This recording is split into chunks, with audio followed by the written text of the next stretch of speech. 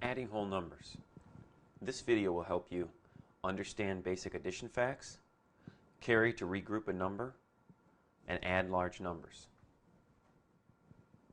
Let's talk about basic addition facts. Addition is developed from counting.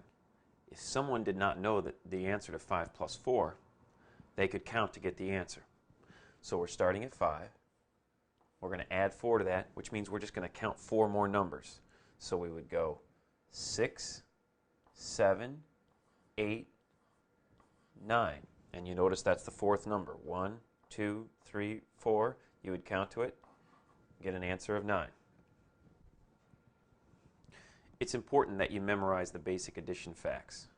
If you cannot add the numbers 0 through 9 without counting, you should practice with flashcards until you have these facts memorized. Having these facts memorized will allow you to follow along in class with your instructor. Most likely your instructor is not going to allow you time to count to get answers to addition facts. They're just going to quickly go through, rattle out an addition fact. For you to be able to keep up with them, you're going to have those basic facts memorized. Let's take a look at a definition. The commutative property of addition states the order in which numbers are added does not change the sum.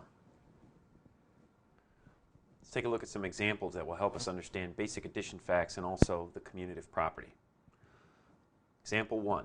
Complete each basic addition fact without counting to get an answer. So I'm going to rattle through these. You should be just as proficient as I am at adding basic facts. 6 plus 5, that's 11. 8 plus 8, 16. 7 plus 5 is 12. 3 plus 4 is 7. 4 plus 5 is 9. If that was too quick for you, it's time to make some flashcards or get a hold of some flashcards and study these basic facts. Example 2. Demonstrate the commutative property of addition using 6 plus 5. Well, the commutative property says that the order in which I add will not change the result. So if I add 6 plus 5, in this order I get 11. Well, if I switch that order, 5 plus 6 also gives me 11. And that is the commutative property. It says the order in which I add things will not change the result. Now it's time to check your understanding of basic addition facts and the commutative property. Pause your video player and answer these 2 guided practice questions. When you're done, hit play to see how you did. Question 1. Complete each basic addition fact without counting to get an answer. 8 plus 5 is 13. 9 plus 6 is 15. 7 plus 8 is also 15. 4 plus 7 is 11. And 9 plus 5 is 14. Question 2. Demonstrate the commutative property of addition using 9 plus 7. Well, if we add 9 plus 7 in this order, we get 16. If we reverse the order, we also get 16.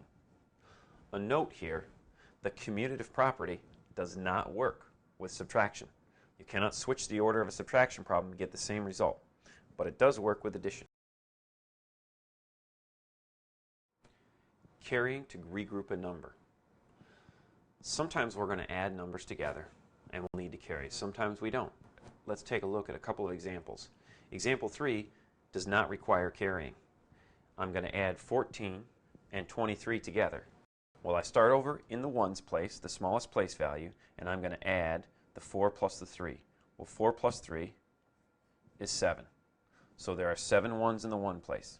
Now I'm going to jump to the next place value, which is the tens place. 1 plus 2 is 3, or 3 tens, so I get an answer of 37. Now let's take a look at example 4 that requires carrying. I'm going to again start over in the ones place, 4 plus 8. Well, 4 plus 8 is going to give me 12, a 2-digit answer. You notice that the 2 is in the ones place, and the 1 in 12 is actually in the tens place. So when I come over here to write this answer, I got to make sure I get those digits in the right place value. Well, the ones place is here, and that's a 2. The 2 is in the ones place. However, that 1 needs to be carried over to the tens place. So I carry that 1 up top. Now I'm ready to add the digits in the tens place. 1 plus 2 is 3. 3 plus 3 is 6. So I get an answer of 62. Now it's time to check your understanding of adding. when carrying is not needed, and also adding when carrying is needed. Pause your video player and answer these 2 guided practice questions. When you finish, hit play to see how you did. Question 3. Add 16 to 32. So I'm going to add 16 plus 32. I start in the ones place. 6 plus 2 is 8. It's a single digit number, so I don't have anything to carry. I go to the tens place. 1 plus 3 is 4, so I get an answer of 48. Question 4. Add 56 to 47. Starting in the ones place, I'm going to add 6 plus 7, which is 13. Well, 13, I'm going to write the 3 in 13 because it's the ones place in the ones column. And then I'm going to carry the 1 over to the tens column. 1 plus 5 is 6. 6 plus 4 is 10. So you'll notice I have to carry again. I'm going to write the 0 down here and bring the 1 up to the hundreds place. Now, there aren't any digits to add that 1 to in the hundreds place, so it's just going to remain a 1. So I get an answer of 103.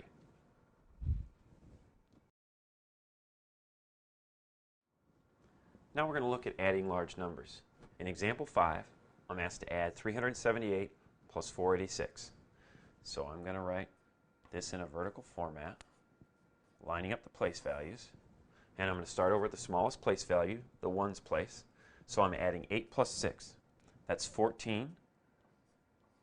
Write the 4, carry the 1. Now I'm adding the digits in the tens column. 1 plus 7 is 8. 8 plus 8 is 16. Write the 6, carry the 1. 1 plus 3 is 4. 4 plus 4 is 8. So I get an answer of 864.